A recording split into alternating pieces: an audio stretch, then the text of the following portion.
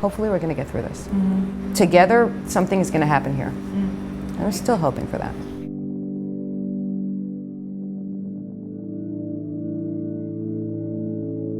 So Ronit, first of all, thank you for being with us. Thank you for having me. Yeah, I want the audience to really get your personal story in context of everything that has happened here and your volunteering with MADA. So why don't we start when you were younger and what kind of inspired you to become a part of this?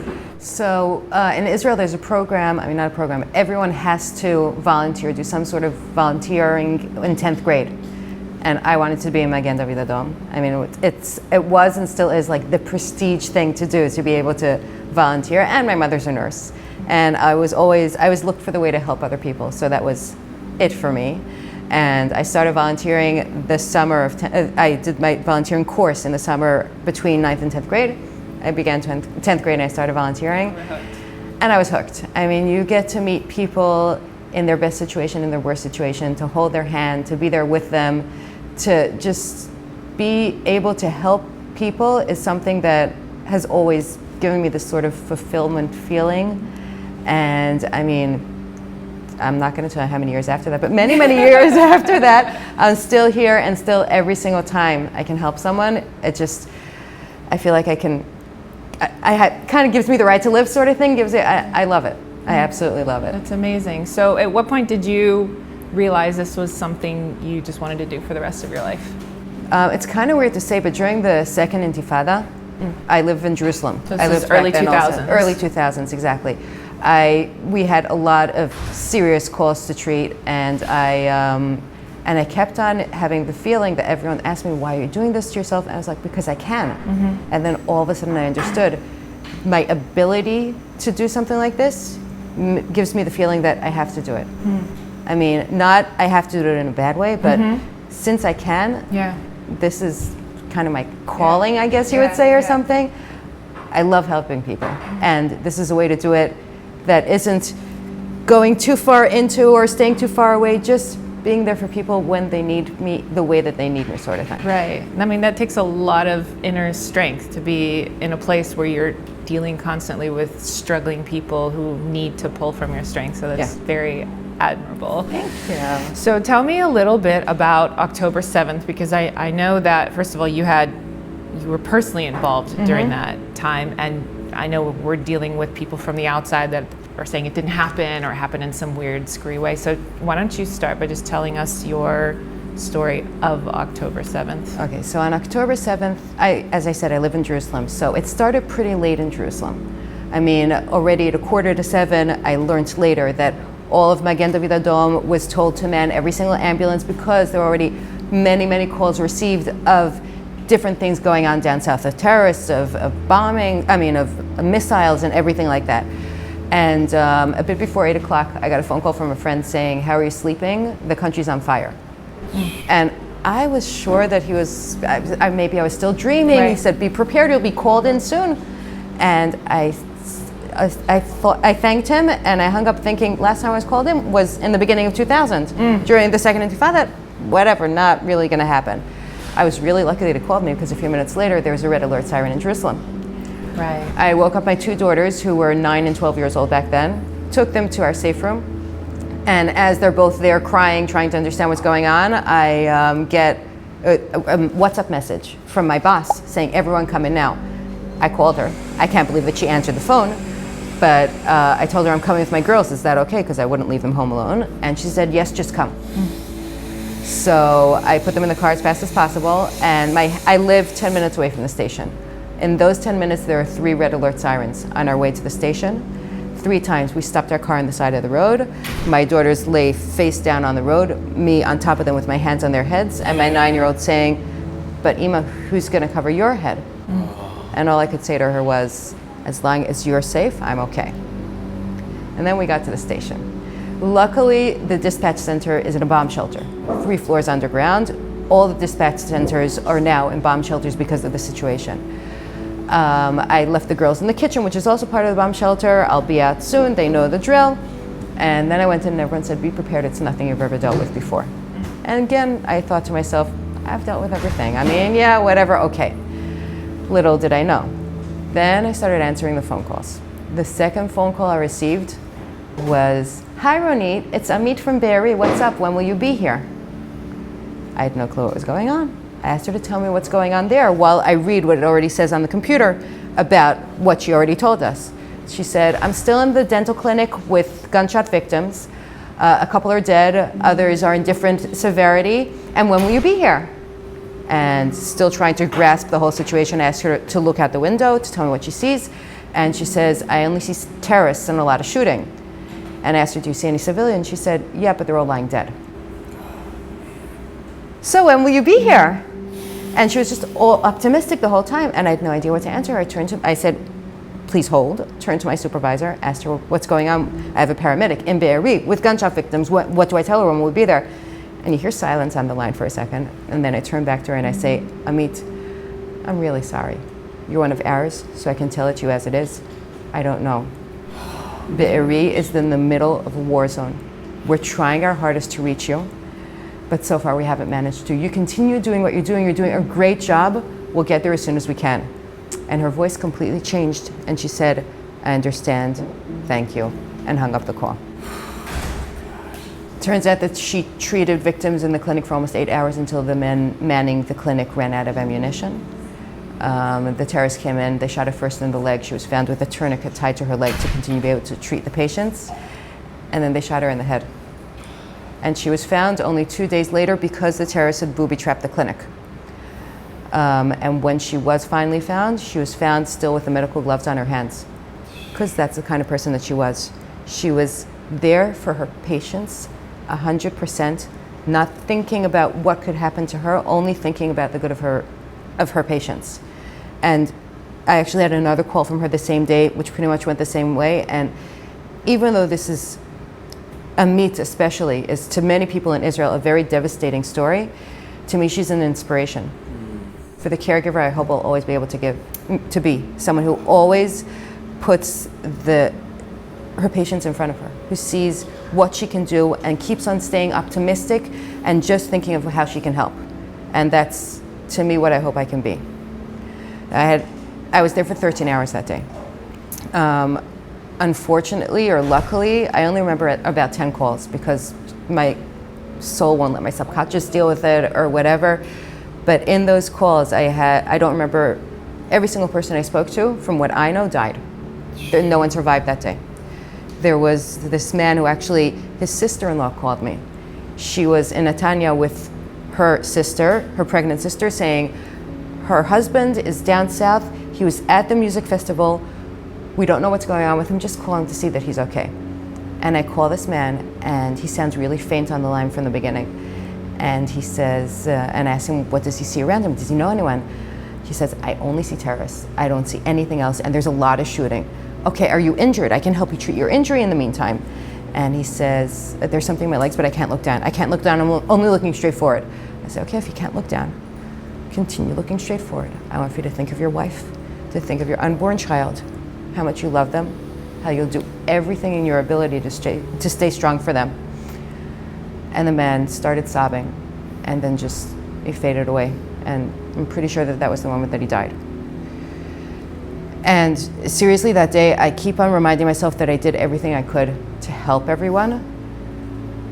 But it always feels like there must have been something more. Like a lot of friends, we have a lot of talks about this, how we did everything that we could and there was no one who knew how to deal with the situation, because this was a situation that really we did not know how to deal with. I mean, a friend of mine sitting right next to me as my daughter's coming in to get a hug, at the doorway, he's answering a call of a house that was direct hit by a missile, and you hear him shouting on the line, "Did you say both his arms and his legs are amputated?" And it's just like, you don't know how to, it's a day that, seriously, you don't know how to deal with everything that's going on. And on the TV all the time, there showed like 20-something people killed, when each of us had phone calls from hundreds. So it was just a day of complete chaos, confusion, helplessness, even hopelessness, that we just kept on trying to do everything we possibly can to help other people. I mean, there are other calls that I can tell you about if you want. Mm-hmm. There was a call with, it was actually later on that day, a woman saying, "Hi, I need an English speaker." I said, "Came to that person." And she said, "Okay, well, my neighbor is at home with her husband. We're on this kibbutz. She's right next door to me, and her husband was shot." I said, "Okay, you send me your location," which is, by the way, something amazing that thanks to the locations that we got, the IDF used them for a few weeks later to find the bodies of people who weren't saved. She sent me her location. I wrote that it was the house next to her. And I call this woman, and she's this sweet, sweet American woman speaking all calmly, saying, "Hi, I'm so sorry to disturb. I know you're busy. I know it's a crazy day, but I'm here with my husband, and he was shot, so I just want you to know we're waiting for you." And I say to her, "But is he okay? I don't hear anything. I don't hear him. I only hear her speaking." Yeah, he's fine. We're just staying calm." "Where was he shot?" "In his lower back." "Okay, so in the meantime, apply pressure. Are you sure that he's conscious? I can't hear anything." And she said to me, yes, we're okay. We're just staying calm together." "Okay, so apply pressure. If anything changes, please call. I'll be here all day. If you don't find an English speaker, tell them to patch you through to me. I will be here." "Okay, thank you. And really, we're okay. Just know that we're waiting for you." Hang up the call. That's all I hear from them. 2.5 months later, I'm working in the dispatch center, and I get a phone call from the missing persons dispatch center, whatever it is, asking for a recording of a phone call from October 7th. I patch them through to the headquarters because I can't reach recordings, and I listen to the call. And he says, "It was a call made out from your dispatch center. It was with this kibbutz. It lasted 144 seconds, and it was in English." And after they finish their conversation, she goes to look for the recording. I call her back, the person from the headquarters. I say, "Was that by any chance a call that I received?" She said, "Yeah, how do you know?" And it's not nice to say, but this woman and her husband were as if my one hope of the day, because they were so calm and they were so everything will be okay sort of thing. 2.5 months later, they're still missing. A couple of months after that, I found out that they were declared dead. And it's just like the punches don't stop coming sort of thing. I mean, I got a phone call from a woman asking us to take her brother's body that's lying right outside of her house in one of the cities. "Please just come already. I already called, but you gotta come." And I see that there's a call open. Hang up with her. Another woman, the call right afterwards, saying, "Please remove my brother's body." I said, "But you just spoke to me." She said, "No, I didn't." And then she said she was in a different city. It was all over the place. And our personnel being also targeted, our ambulances being shot at, the terrorists going into the kibbutzim and straight away going to the ambulance to shoot an RPG at it, or to shoot the tires and the windows to make sure that it won't, or shooting them while the ambulance are driving to patients, killing and injuring our team members. It's something that we never thought we would need to deal with. Right. You know, you were telling Amit's story. We went down to Be'eri and we saw the clinic. So, and you know, they hadn't changed anything. They just left it there. And so you walk through and they kind of showed us where different things happened and where they hid, and it was very moving. And I remember thinking there's something about the way Jews preserve their experiences. Like there was a chair that had been flipped over outside that was just left. Like they came, they cleaned up the bodies, they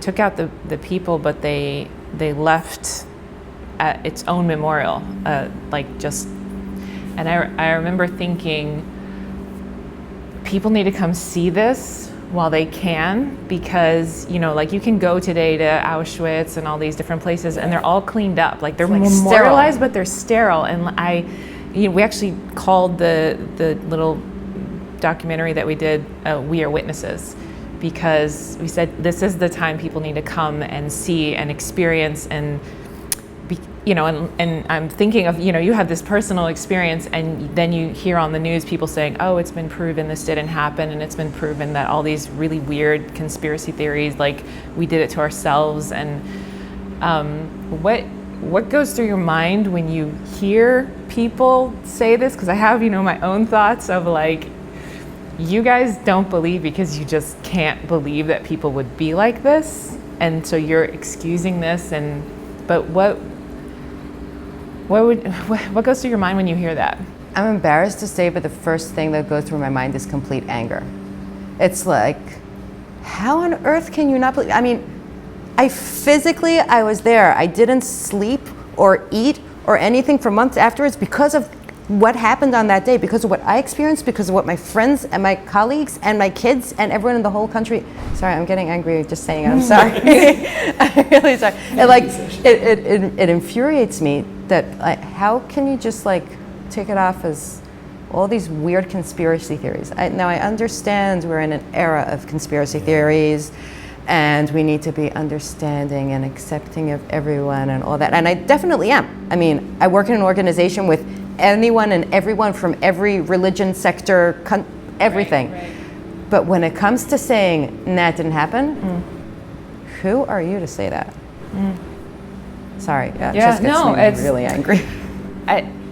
I'm a person that thinks forward, and I think, 30 years from now, 50 years from now, I just want to document as much as possible people who were there, people that experienced it, people that have firsthand testimonies that you just, you can sit and try to work out, this order was given and this thing was done, but you can't negate a personal experience. So No. Sorry to get you mad, but No, I it's appreciate okay. it. It's not you, it's them. It's a necessary, Yeah, it's a necessary experience that we need to give them. So since October 7th, what has changed in your hitnalut? How just kind of how your work is. I know this place was supposed to open October 9th. And it did. And it did in full force and fully ready. It's interesting that clearly someone was almost right on the dot in terms of being prepared and having because I saw all over the news they were having people come and donate blood. I've given twice since the beginning of the war. I remember we actually went down and volunteered with agriculture with my daughter right before she went into the army, and then we came up and we donated blood, and I was like, we had a mommy-daughter day. Oh, that's so nice. So how have things changed in how the organization functions in terms of you guys' capacity and your involvement? The organization definitely understands from the morning of October 7th since that we need to be a lot more prepared. I mean, we thought that we were prepared. We were as prepared as we could be. We had a lot of sessions preparing us for if we get attacked from every single front sort of thing at the same time. We had all that. I actually met the guy a couple of weeks into the war. I was like, Felix, you were right. It's like, yeah, I can't believe it. I didn't think I would be either, sort of thing. But that's our dark humor, sorry.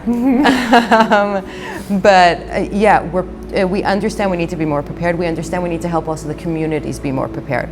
So first of all, it's by upping the amount of ambulances we have, making sure that we have enough equipment, also backup equipment, also in stations in case people won't be able to get to the hospitals and stuff like that. That is something that they targeted on October 7th was the ambulances. Sorry to jump you back there. Can you tell me a little bit about that? Yeah, so on October 7th, the ambulances were targeted where they were parked and also when they were driving on the roads.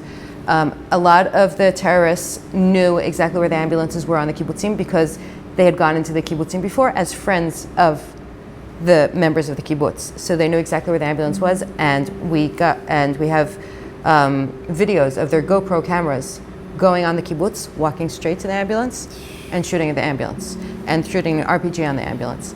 And actually someone even told me that one of the ambulance was his shield. He was down on one of the kibbutzim on October 7th, and the terrorists were on one side, they were on the other side. The ambulance was already taken out of commission, so they used it as a shield between them and the terrorists. There was an ambulance driver who had taken, always on the high holidays, we have a higher level of alertness. Anyway, no matter what's going on in the country. So this ambulance driver, an ultra-religious guy, had taken an ambulance home because he was requested to over the Shabbat Chag, and he was sent out just towards Urim, towards the area of the festival.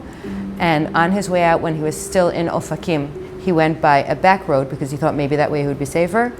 And terrorists ambushed him, shot the ambulance. He died on the spot. The ambulance banged into a wall, and his wife and two kids were left alone. And he was only found a few hours later because his GPS was jammed. He didn't answer the radio, and no one knew where he was, sort of thing. There was another ambulance on the way to treat a couple at the entrance to Sderot, and on their way, the ambulance was shot at. The driver was badly injured, And that was when they understood that there were terrorists inside Sderot. So they said, everyone stay home, because luckily there are a lot of people in Sderot are people. So stay home. The medic who was with him drove him to a paramedic's house, and the paramedic treated him inside his house for a few hours until a bulletproof ambulance could actually take him to the hospital. Altogether, there were 14 ambulances taken out of commission that day. And some of these were used to bring children from the Gaza border to get treatment, right? Yes, there was a lot of cooperation between Magen David Adom and the Red Crescent and the Red Cross to help people also from Gaza, from everywhere. I mean, we do it the same thing with Jordan, the same thing with all those areas, taking sick people who are in serious condition to get better treatment in Israeli hospitals. I know my daughter actually was in the hospital at one point, and we shared a room with a little 2-year-old who they had brought from Gaza. Really? And he was getting treated for the second time. He had some sort of heart condition, and it was, Wow. So actually knew people down there, and I was like, I gave her my stroller, and it was there. Amazing experience when it's just a one-on-one thing. So I had another question. Tell me about, because you were just sharing the story, on October 7th when people started coming and donating blood and lining up. That was amazing. I think the lineup, the fact that there was a line was its own miracle. It was okay.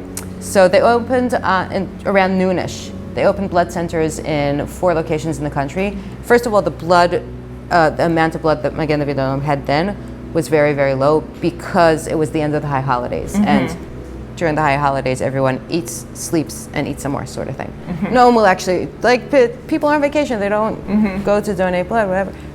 Not very much blood. They opened the blood donations in 4 locations in the country and also in Jerusalem, which is what I experienced. And people came straight from synagogue with their prayer shawls on them. And women came straight from home with the pots of food so that people have something to eat, so they'll be able to donate blood. Students came because they were supposed to start studying the next week, and volunteers from Eastern Jerusalem, either Christian or Muslim, came to fill out the forms for all the religious Jews who can't fill out forms because it's Shabbat. And then these hundreds of people stood online around the corner, which is something that Israelis, as you know, don't know how to do. Serious sign of respect. Exactly. We're standing online. Whenever there was a red alert siren, they went down to -3 to where the dispatch center is, to the kitchen next to it, to say hi to my kids. No, just kidding. To be safe from the missiles that were thrown towards Jerusalem. And then they went back up and stood online again. And sooner or later, they started praying or singing or a bit of a mixture of both of them. And this is on the ground floor. And somehow, from the dispatch center, which I'm sorry to say, kind of felt like the dungeon of doom, this dark, dark, dark place that we were in, we all of a sudden heard the singing coming down 3 floors, like this warm, gentle, gentle light coming through all of us. And even though we were so confused, frustrated, angry, upset, any negative feeling that you could think of, we were feeling it that day.